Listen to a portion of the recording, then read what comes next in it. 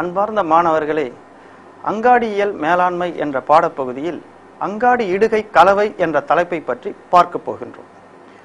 அங்காடி இடுகை இரண்டுக்கும் சிறு வேறுபாடுகள் உண்டு. அங்காடி என்பது பொருளை வாங்கக்கூடிய இடம் அல்லது பொருளும் உற்பத்தியாளர்கள் நுகர்வோர்கள் இருவரும் ஒன்று சேரக்கூடிய இடம். இவற்றை அங்காடி என்று குறிப்பிடுகிறோம். தற்காலத்தில் அங்காடி இடுகையை சற்று மேம்படுத்தி கூறவும் முடியும். பொருள்கள் எங்கெல்லாம் நுகர்வுக்காக பேரம் பேசப்படுகிறதோ அல்லது விலை பேசப்படுகிறதோ அவையெல்லாம் அங்காடி என்று நாம் குறிப்பிடுகிறோம். ஆனால் அங்காடி இயலில் அங்காடி இடுகை என்பது வேறு. அங்காடி இடுகை என்பது பொருள் உற்பத்தி செய்து அந்த பொருள் இறுதி நுகர்வோனுக்கு சென்றடையக்கூடிய வரையில் இடைப்பட்ட செயல்பாடுகள் அனைத்தையும் உள்ளடக்கியதாகும். இந்த அங்காடி இடுகை கலவை என்ற வார்த்தை முதலில் அமெரிக்காவின் அங்காடி இடுகை மேதை ஜேம்ஸ் கலிட்டன் என்ற அறிஞர் இந்த வார்த்தையை உருவகப்படுத்தினார். அதன் பிறகு இந்த அங்காடி இடுகை கலவையை நீல் ஹெச் போர்டன் என்ற பேராசிரியர் வளர்ச்சி அடைய செய்தார்.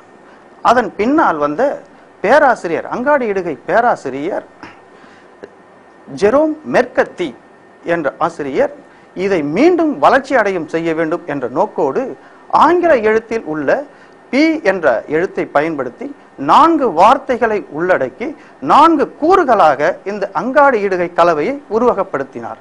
அதாவது முதல் பி ப்ராடக்ட், இரண்டாவது பி பிளேஸ், மூன்றாவது பி பிரைசிங், நான்காவது பி ப்ரமோஷன். அதாவது ப்ராடக்ட் என்றால் பொருள் என்று பொருள். பிளேஸ் என்பது இடம் அல்லது இடமாற்றம் என்று கூறுவோம். பிரைசிங் என்பது விலையிடல் என்று கூறுவோம். ப்ரமோஷன் என்பது அபிவிருத்தி அல்லது விற்பனை பெருக்கம் என்று கூறுவோம். இந்த 4 காரணிகளை தான் அங்காடி இடுகையின் முடிவுடக்கூடிய அல்லது முடிவு செய்யக்கூடிய செயல்பாடுகள் என்று நாம் விளக்குகின்றோம். இதை பேராசிரியர் அவர்கள் விளக்கும் பொழுது 5 ஆர்களாக குறிப்பிடுகிறார். 5 ஆர்கள் என்ற ஆங்கில எழுத்தில் உள்ள எழுத்தை பயன்படுத்தி 5 ஆர்களாக குறிப்பிடுகிறார். 1 right product, 2 right place, 3 right time, 4 right pricing, 5 right person. அதாவது சரியான பொருள், சரியான இடம், சரியான நேரம், சரியான விலை, சரியான நுகர்வோன். இப்படி 5 ஆறுகளை முன்கூட்டியே நிர்ணயித்தால் பொருள் உற்பத்தியானது முடிவுக்கு வரும் என்று குறிப்பிடுகின்றார். இலக்கணம் கூறும் பொழுது பேராசிரியர் ஸ்டாண்டன் அவர்கள் ஒரு பொருள் அல்லது தொகுதி இவை ஓரிடத்தில் இருந்து மற்றொரு இடத்திற்கு இடம்பெயரும் பொழுது இடையே ஏற்படக்கூடிய அல்லது செயல்படுத்தக்கூடிய பலவிதமான செயல்களை உள்ளடக்கியதே அங்காடி இடுகை கலவை என்று குறிப்பிடுகிறார். பேராசிரியர் போர்டன் கூறும் பொழுது பொருள் அல்லது அதனோடு தொடர்புடைய சேவை இவை அனைத்தும் எப்பொழுது ஓரிடத்தில் இருந்து மற்றொரு இடத்திற்கு இடம்பெயர்கிறதோ அப்பொழுது பலவிதமான செயல்பாடுகள் உள்ளடக்கம் செய்யப்படுகின்றன. அந்த செயல்பாடுகளைத்தான் அங்காடி இடுகை கலவை என்று குறிப்பிடுகின்றோம் என்று விளக்குகிறார்.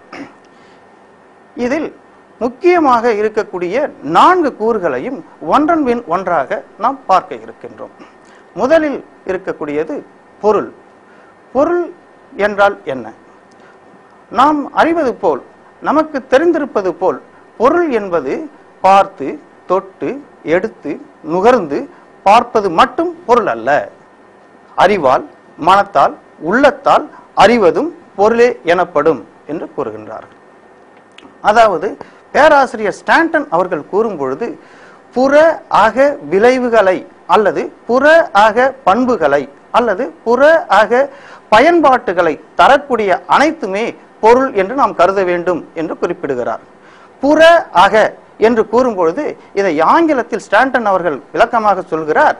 டேஞ்சபிள் அண்ட் இன்டேஞ்சபிள் குட்ஸ் என்று குறிப்பிடுகிறார். டேஞ்சபிள் என்பது தொட்டு பார்த்து உணரக்கூடிய பொருள். இன்டான்ஜிபிள் என்பது மனதால் அறிவது, அவருடைய பணியின் மூலமாக நாம் தெரிந்து கொள்வது, உள்ளத்தின் மூலமாக அறிந்து கொள்வது, இதுதான் இன்டான்ஜிபிள் என்று குறிப்பிடுவோம். இந்த அகப்பண்புகளையும் புறப்பண்புகளையும் உள்ளடக்கியதே பொருள் என்று நாம் கருதுகின்றோம். இப்படிப்பட்ட பொருள் எந்தெந்த விதமான செயல்பாடுகளை உள்ளடக்கி இருக்கிறது என்பது பார்ப்பது மிக அவசியம். பொருளானது 4 விதமான முக்கிய செயல்பாடுகளை உள்ளடக்கியதாக இருக்கின்றது. அதாவது பொருள் உற்பத்தி, 2வது பொருள் வளர்ச்சி, 3வது விலையிடல், 4வதாக கட்டுமம் அல்லது பொதிமம் என்று கூறுவோம். இந்த பொதிமம் பின்பு குறியிடல், அதாவது லேபிளிங் என்று சொல்லுவோம். இந்த 4 விதமான செயல்பாடுகளை உள்ளடக்கியதுதான் பொருள். பொருள் மிக முக்கியமானது உற்பத்தி. உற்பத்தியானதை எப்படி உற்பத்தி செய்ய வேண்டும் என்பதை சிந்திக்க வேண்டும். பிறகு அதை எப்படி வளர்ச்சி அடைய செய்ய வேண்டும் என்பதை சிந்திக்க வேண்டும். பின்பு எப்படி விலையிடுவதை என்பது சிந்திக்க வேண்டும். அதன் பிறகு அதை குறியிடலோ கட்டுமமோ என்பதை முடிவு செய்ய வேண்டும். அதுக்கு அடுத்தபடியாக இருக்கக்கூடியது இடம். இடம் என்பது மிக முக்கியமானது. பொருள் உற்பத்தி செய்யக்கூடிய இடத்தில் இருந்து அந்த பொருளானது இறுதி நுகர்வோன் அல்லது இறுதி பயன்பாட்டாளன் அவரிடம் சென்றடையும் வரையில் இடையே நடக்கக்கூடிய செயல்பாடுகள் அனைத்தையுமே இடம் அல்லது இடமாற்றம் என்று நாம் குறிப்பிடுவோம். அப்படி குறிப்பிடக்கூடிய அந்த செயல்பாடுகளில் பலவிதமான செயல்பாடுகள் உள்ளே அடங்கி இருக்கின்றன. இடம் என்பது உற்பத்தியாகக்கூடிய இடத்தில் இருந்து இறுதி நுகர்வோனுக்கு சென்றடையக்கூடிய வகையில் அந்த இடத்தை நாம் குறிப்பிடுவோம். இப்படிப்பட்ட செயல்பாடுகளில் 2 விதமான செயல்பாடுகள் நாங்கள் பெருவாரியாக பிரிக்க முடியும். ஒன்று போக்குவரத்து, 2வது இடைநிலை நபர்கள். போக்குவரத்து என்று நாம் பெருவாரியாக பிரித்திருந்தாலும் போக்குவரத்து என்பதே மிக முக்கியமான அம்சமாக விளங்குகிறது. போக்குவரத்து என்றால் என்ன? போக்குவரத்து என்பது ஓரிடத்தில் இருக்கக்கூடிய ஒரு பொருளை இன்னொரு இடத்திற்கு மற்றொரு இடத்திற்கு மாற்றி அமைக்கக்கூடிய அளவிற்கு இடைப்பட்ட போக்குவரத்து அல்லது இடைப்பட்ட செயல்பாடு, இவற்றையே நாம் போக்குவரத்து என்று குறிப்பிடுகிறோம். இப்படிப்பட்ட இந்த போக்குவரத்தை பெரும்பகுதியாக 3 வகைகளாக நாம் பிரித்திருக்கின்றோம். அந்த 3 வகைகளில் முதலாவதாக நிலவழி போக்குவரத்து, 2வதாக நீர்வழி போக்குவரத்து, 3வதாக வான்வழி போக்குவரத்து.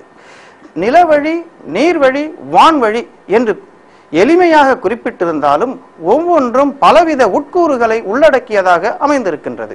முதலில் நாம் நிலவழி போக்குவரத்தை பார்ப்போம். நிலவழி போக்குவரத்து என்பது ஒரு நாட்டின் எல்லைக்குள் நிலப்பரப்பில் ஓரிடத்தில் இருந்து மற்றொரு இடத்திற்கு பொருளை இடம்பெயர்த்துவது நிலவழி போக்குவரத்து என்று குறிப்பிடுவோம். இந்த நிலவழி போக்குவரத்தானது மீண்டும் 3 பகுதிகளாக பிரிக்கப்படுகின்றது. அந்த 3 பகுதிகளில் முதலாவதாக இருப்பது நடைபாதை போக்குவரத்து, 2வதாக இருப்பது சாலை போக்குவரத்து, 3வதாக இருப்பது ரயில் போக்குவரத்து. இந்த 3 போக்குவரத்துகளில் ஒவ்வொரு போக்குவரத்தும் தனக்கென்றே உரித்தான சிறப்பு அம்சங்களை பெற்றிருக்கின்றன. இருந்தாலும் ஒன்றன் பின் ஒன்றாக இந்த போக்குவரத்தை நாம் பார்ப்போம். முதலில் நடைபாதை போக்குவரத்து. நடைபாதை போக்குவரத்து மிக முக்கியமான போக்குவரத்தில் ஒன்று. இந்த போக்குவரத்து சாலை இல்லாத இடங்களில், மலைச்சரிவுகள், மலையோரங்கள், காடுகள், குக்கிராமங்கள் போன்ற இடங்களில் இத்தகைய போக்குவரத்து நடைமுறையில் இருக்கின்றன. இந்த போக்குவரத்தில் அதிகமாக பயன்படக்கூடியது உழைப்பாளிகள், அதாவது கூலி ஆட்கள் மற்றும் விலங்குகள் பயன்படுத்தப்படுகின்றன. கூலி ஆட்களை பயன்படுத்தி தலைச்சுமையாக ஒரு பொருளை ஓரிடத்தில் இருந்து மற்றொரு இடத்திற்கு நாம் இடம்பெயர்த்துகின்றோம். அடுத்தது விலங்குகளை பயன்படுத்துகின்றோம். விலங்குகளில் குறிப்பாக யானை, குதிரை, கழுதை, மாடுகள் போன்ற விலங்குகளை நாம் பயன்படுத்துகின்றோம். இப்படி பயன்படுத்தக்கூடிய இந்த போக்குவரத்தை தான் நாம் நடைபாதை போக்குவரத்து என்று குறிப்பிடுகின்றோம். அடுத்தது சாலை போக்குவரத்து. சாலை போக்குவரத்து என்ற கூரை மேலும் 2 பிரிவுகளாக பிரிக்க முடியும். ஒன்று கிராமப்புற சாலை போக்குவரத்து, ஒன்று நகர்ப்புற சாலை போக்குவரத்து. கிராமப்புற சாலை போக்குவரத்து என்பது பார்க்கும் பொழுது கிராம பகுதியில் இருந்து நகர்ப்புறத்தை இணைக்கக்கூடிய சாலைகள் என்று குறிப்பிடுவோம். நகர்ப்புற சாலைகள் என்பது ஒரு நகரத்திலிருந்து மற்றொரு நகரத்தை இணைக்கக்கூடிய சாலைகள். அதாவது கிராமப்புறத்தில் உற்பத்தியாகக்கூடிய வேளாண் விளைபொருள்கள் நகர்பகுதிக்கு சென்றடைய வேண்டும். அப்படி சென்றடைந்தால்தான் கிராமப்புறமும் முன்னேறும், நகர்ப்பகுதி மக்களும் முன்னேற்றம் அடைவார்கள். இப்படிப்பட்ட பணியை செய்து கொடுப்பது கிராமப்புற சாலைகள். அடுத்தது நகர்ப்புற சாலைகள். நகர்ப்புற சாலைகள் மிகவும் அவசியமானது. ஏனென்று கேட்டால், நகர்ப்புறத்தில் உற்பத்தியாகக்கூடிய கருவிகள், இயந்திரங்கள், மற்றைய வேளாண் இடுபொருள்கள் அனைத்துமே கிராம பகுதிகளுக்கு சென்றடைய வேண்டும். எனவே நகர்ப்புற சாலைகளும் மிக முக்கிய அம்சமாக விளங்குகிறது. இப்படி சாலை போக்குவரத்து மிக முக்கியமான அம்சத்தை பெற்றிருக்கிறது. அதற்கு அடுத்ததாக ரயில் போக்குவரத்து. ரயில் போக்குவரத்து என்பது நமது நாட்டை பொறுத்தவரையில் மிக முக்கியமான ஒரு இடத்தை பிடித்திருக்கிறது. ஏனென்று கேட்டால், மிக அதிகமான பொருளை அல்லது மிக அதிகமான எடை உள்ள பொருளை ஓரிடத்தில் இருந்து இன்னொரு இடத்திற்கு, வேறொரு இடத்திற்கு இடம்பெயர்த்த மிக எளிமையான வழியாக இந்த போக்குவரத்து அமைந்திருக்கிறது. ரயில் போக்குவரத்தினுடைய சிறப்பு அம்சங்கள் என்று பார்த்தோமையானால், எளிமையான அல்லது குறைந்த செலவில் அதிக எடை உள்ள பொருள்களை மிக நீண்ட தூரத்திற்கு இடம்பெயர்த்த முடியும். எனவே இந்த ரயில் போக்குவரத்து என்பது மிக இன்றியமையாத போக்குவரத்தாக நிலவழி போக்குவரத்தில் அமைந்திருக்கிறது. அடுத்ததாக நீர்வழி போக்குவரத்து. நீர்வழி போக்குவரத்தில் இரண்டு வகையாக பிரிக்க முடியும். ஒன்று உள்நாட்டு நீர்வழி போக்குவரத்து, மற்றது பன்னாட்டு நீர்வழி போக்குவரத்து அல்லது கடல் வழி போக்குவரத்து. நீர்வழி போக்குவரத்து என்பது என்ன? நீர்வழி போக்குவரத்து என்பது நிலப்பரப்பும் அல்லாது, வான்பரப்பும் அல்லாது, இந்த இடைப்பட்ட இடங்களில் நீர் சூழ்ந்த நிலைகளில் ஒரு பொருளை மற்றொரு இடத்திற்கு நீர்வழி மூலமாக இடம்பெயர்த்தினோமையானால் அது நீர்வழி போக்குவரத்து என்று குறிப்பிடுவோம். இந்த நீர்வழி போக்குவரத்தில் இரண்டு விதமான போக்குவரத்துகளும் இன்றியமையாத செயல்பாடுகளை தனக்கே உரித்த முறையில் பெற்றிருக்கிறது. இதில் உள்நாட்டு நீர்வழி போக்குவரத்து. உள்நாட்டு நீர்வழி போக்குவரத்து என்பது ஒரு நாட்டின் உள்ளே ஆறுகள், ஏரிகள், ஏரியிலிருந்து கலக்கக்கூடிய கடல் வழிகள், கடல் ஓர பகுதிகள், இவற்றை உள்நாட்டு நீர்வழி போக்குவரத்து என்று நாம் குறிப்பிடுவோம். இந்த உள்நாட்டு நீர்வழி போக்குவரத்து உள்நாட்டிலே உற்பத்தியாகக்கூடிய விளைபொருள்கள், உற்பத்தி செய்யப்பட்ட இதர பொருட்கள், மரங்கள் போன்றவைகள் கடல் வழியை செல்வதற்கு ஏதுவாக அல்லது பன்னாட்டு நீர்வழிக்கு செல்வதற்கு ஏதுவாக இந்த உள்நாட்டு நீர்வழி அமைந்து இருக்கிறது. இது துறைமுகங்களுக்கு கொண்டு செல்வதற்கும், துறைமுகத்தின் மூலமாக பல நாடுகளுக்கு எடுத்து செல்வதற்கும் இந்த உள்நாட்டு நீர்வழி பயன்படுகிறது. அடுத்ததாக பன்னாட்டு நீர்வழி அல்லது கடல் வழி போக்குவரத்து. பன்னாட்டு நீர்வழி அல்லது கடல் வழி போக்குவரத்து என்பது ஒரு நாட்டினுடைய எல்லையில் இருந்து கடல் வழியாக வேறொரு நாட்டிற்கு பொருளை இடம்பெயர்த்துவது பன்னாட்டு நீர்வழி போக்குவரத்து என்று பொருள். இந்த பன்னாட்டு நீர்வழி போக்குவரத்து ஒரு நாட்டினுடைய பொருளாதார வளர்ச்சி, ஒரு நாட்டினுடைய இதர வளர்ச்சி ஆகியவைக்கு முக்கியத்துவம் வாய்ந்ததாக இந்த பன்னாட்டு நீர்வழி போக்குவரத்து அமைந்திருக்கிறது. இந்த பன்னாட்டு நீர்வழி போக்குவரத்தின் மூலமாக பன்னாட்டு வாணிபம் மிக வேகமாக வளர்ச்சி அடைந்திருக்கிறது. ஒவ்வொரு நாடும் இந்த நீர்வழி போக்குவரத்தையே பயன்படுத்தி இருக்கிறார்கள். இந்த நீர்வழி போக்குவரத்தில் அதிகமான நாடுகள் கப்பல்கள், சரக்கு கப்பல்கள் அல்லது மற்ற இதர கப்பல்கள் போன்றவற்றை பயன்படுத்துகிறார்கள். இதன் மூலமாக பல நாடுகளிடையே ஏற்படக்கூடிய விற்பனை பெருக்கம், அதாவது பன்னாட்டு வாணிபம் மிக வேகமான அளவில் வளர்ச்சி அடைந்திருக்கிறது. இப்படிப்பட்ட வளர்ச்சி பொருளாதார வளர்ச்சியை உண்டு பண்ணும் என்பதற்காக இந்த போக்குவரத்தை நாம் அதிகமான அளவில் பயன்படுத்துகின்றோம். அடுத்ததாக வான்வழி போக்குவரத்து. வான்வழி போக்குவரத்து என்பது நீரும் அல்லாது, நிலமும் அல்லாது, ஆகாய மார்க்கமாக பொருளை ஓரிடத்தில் இருந்து மற்றொரு இடத்திற்கு இடம்பெயர்த்தினோமையானால் அதுவே ஆகாய போக்குவரத்து என்று குறிப்பிடுவோம். இந்த ஆகாய போக்குவரத்தையும் இரண்டு வகையாக பிரிக்க முடியும். அது உள்நாட்டு போக்குவரத்து, பன்னாட்டு போக்குவரத்து என்று பிரிக்க முடியும். உள்நாட்டு போக்குவரத்து என்பது ஒரு நாட்டின் எல்லைக்குள்ளேயே விமானத்தையோ அல்லது ஆகாயத்தையோ பயன்படுத்தினோமையானால் அது உள்நாட்டு வான்வழி போக்குவரத்து. அது அல்லாமல் ஒரு நாட்டில் இருந்து மற்றொரு நாட்டிற்கு பொருளை இடம்பெயர்த்துவதற்கு பல நாடுகளுக்கு இடையே உள்ள ஆகாயத்தை பயன்படுத்தினோமையானால் அது பன்னாட்டு போக்குவரத்து என்று பொருள்படும். இந்த போக்குவரத்து உதாரணமாக நாம் டெல்லியில் இருந்து சென்னைக்கு ஒரு பொருளை இடம்பெயர்த்துகிறோம், சென்னையில் இருந்து மும்பைக்கு பொருளை இடம்பெயர்த்துகிறோம். இப்படி பெயர்த்தும் பொழுது மிக வேகமாக குறுகிய காலத்தில் பெயர்த்த வேண்டுமையானால், இடமாற்றம் செய்ய வேண்டுமையானால் ஆகாய போக்குவரத்து மிகச் சிறந்ததாக அமையும்.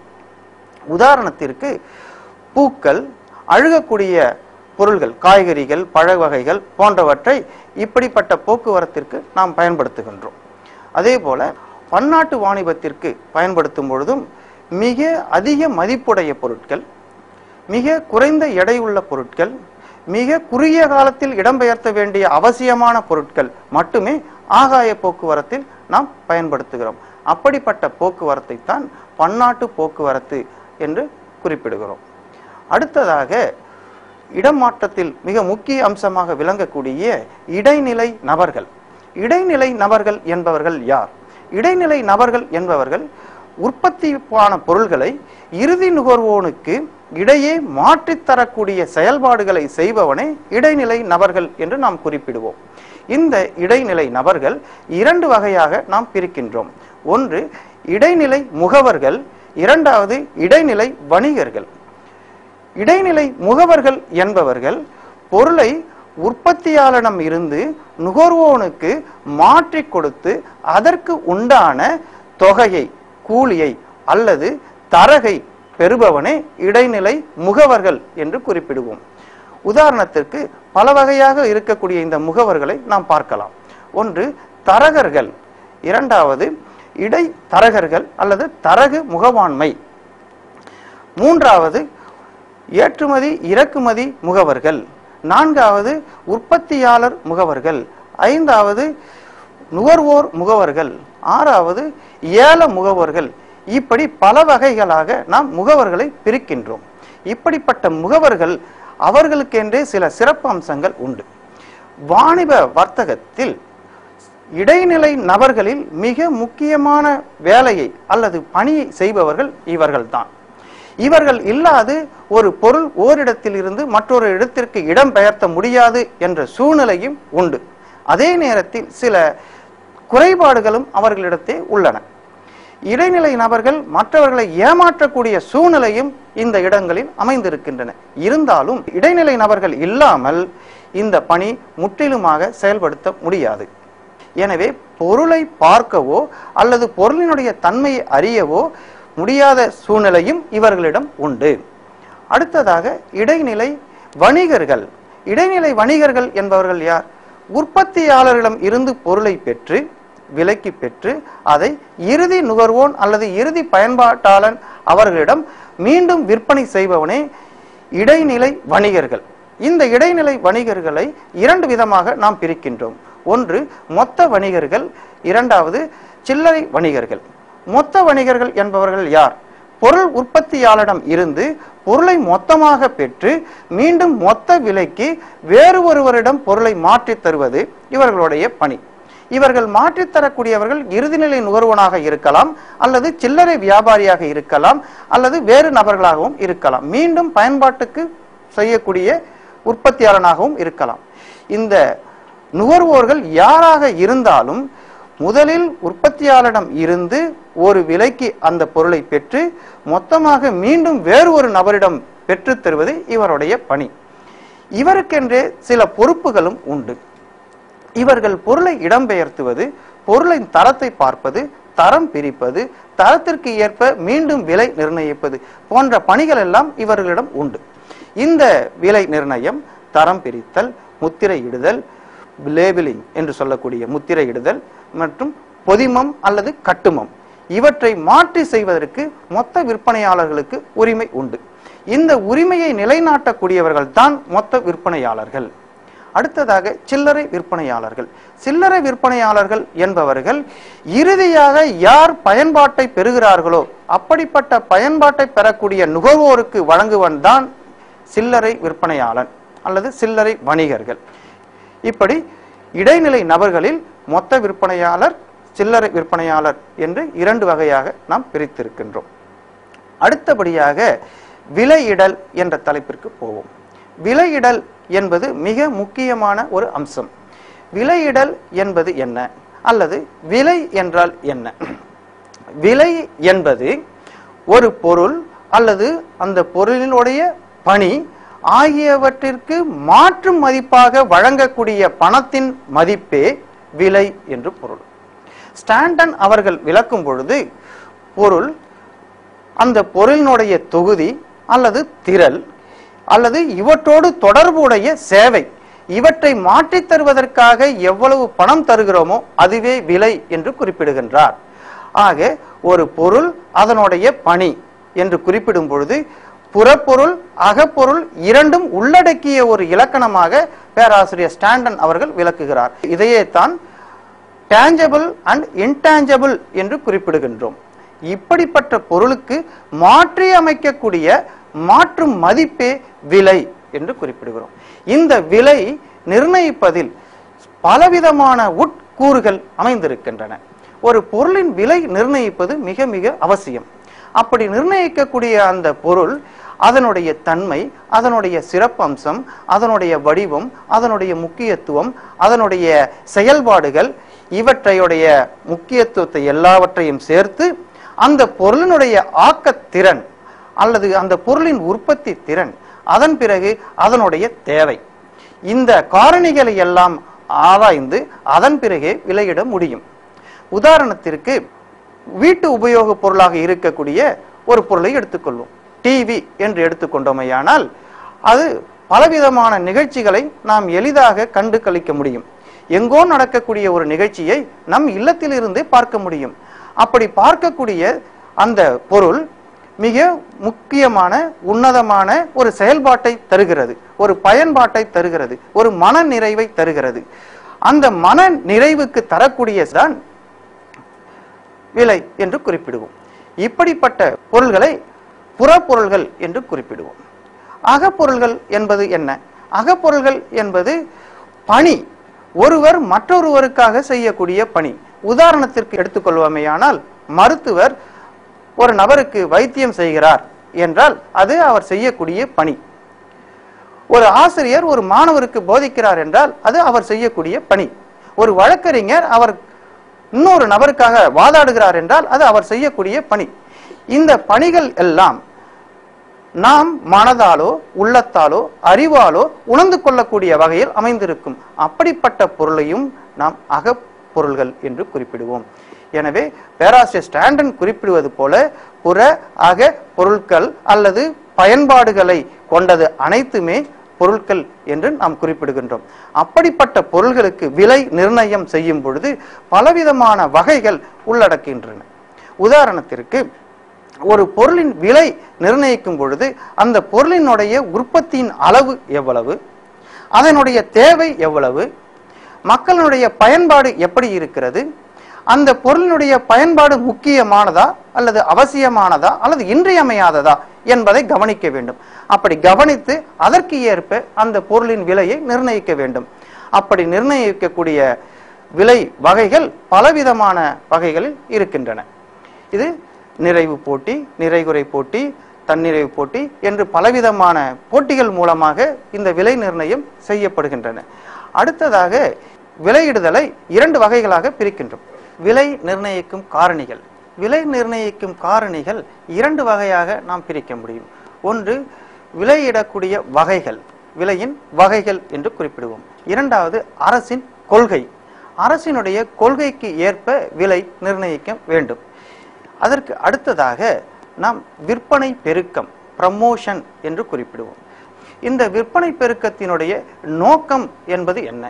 விற்பனை பெருக்கத்துடைய நோக்கம் உற்பத்தி செய்யக்கூடிய பொருள்கள் அதிகமான அளவில் விற்பனை செய்ய வேண்டும் என்பதே விற்பனை பெருக்கத்தின் நோக்கம்.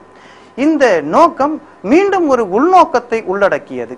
அதாவது லாபத்தை ஈட்ட வேண்டும் என்ற உள்நோக்கம்தான் விற்பனை பெருக்க நடவடிக்கைக்கு முக்கிய காரணம். இந்த விற்பனை பெருக்க நடவடிக்கைகள் பலவிதமாக பிரிக்கப்படுகின்றன. இந்த நடவடிக்கைகள் மிக முக்கியமான 3 வித நடவடிக்கைகள் அமைந்திருக்கின்றன. ஒன்று பொருள் விற்பனை நடவடிக்கை, இந்த பொருள் விற்பனை நடவடிக்கையில் ஈடுபடக்கூடிய நபர்கள் 3 விதமாக பிரிக்கப்படுகின்றோம். இதில் விற்பனையாளர், விற்பனை பணியாளர் மற்றும் நுகர்வோர்கள், இந்த 3 நபர்களும் மிக முக்கியமான இடத்தை பிடிக்கிறார்கள். விற்பனையாளர்கள் என்பது மொத்த விற்பனையாளர்கள் மற்றும் சில்லறை விற்பனையாளர்கள். இவர்களுக்கு ஏற்ப நடவடிக்கைகள் அமைத்து தருவது, அதாவது இவர்களை ஊக்குவிக்கும் வகையில், இவர்களுக்கு உற்சாகமூட்டும் வகையில் பலவித நடவடிக்கைகளை ஏற்படுத்தி தருவது. அடுத்தது விற்பனை பணியாளர்கள். விற்பனை பணியாளர்கள் என்பது உற்பத்தியாளர்களுக்காகவோ அல்லது விற்பனையாளர்களுக்காகவோ பணியில் ஈடுபடக்கூடிய நபர்கள். இந்த நபர்களுக்கு ஏற்படுத்தி தருவது விற்பனை பெருக்க நடவடிக்கை. இவர்களுக்கு ஊக்கமளிக்கும் வகையில் அல்லது ஊக்கமூட்டும் வகையில் பலவிதமான திட்டங்களை தீட்டி அவர்களுக்கு சில சிறப்பு அம்சங்களை செய்து தருவது ஒரு நடவடிக்கையாகும். அடுத்தது நுகர்வோர்கள். நுகர்வோர்கள் என்று பார்க்கும் பொழுது அவரே இறுதிநிலை பயனீட்டாளர் அல்லது பயன்படுத்துபவர் ஆக குறிப்பிடுவோம். அந்த இறுதிநிலை நுகர்வோர் தன் பொருளை மீண்டும் மீண்டும் வாங்க வேண்டும் என்ற உள்நோக்கம் அவர் மனதிலே எழ வேண்டும். அப்படி எழக்கூடிய அந்த நோக்கத்தை உருவாக்குவது உற்பத்தியாளனுடைய கடமை. அதற்காக அவர் பலவிதமான பணிகளை செய்கின்றார்கள்.